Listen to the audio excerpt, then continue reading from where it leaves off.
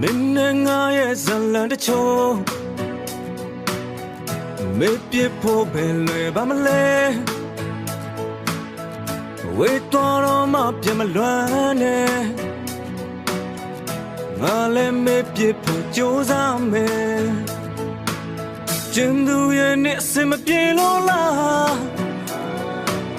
ဒီရင်ကိုတရားတွေပေးသွားတနေ့မှနဲ့စင်ပြေပါမလားတခါတလေငါလေးလွမ်းမိတာမင်းမုံတော်လို့ငါပြေမစိုးငါရဲ့ချစ်နဲ့မထိုင်လို့မင်းပေးခဲ့တဲ့ကတိစကားများယုံစားခဲ့ငါအပြစ်ပါကျင်းသူရဲ့နဲ့အစင်မပြေလို့လား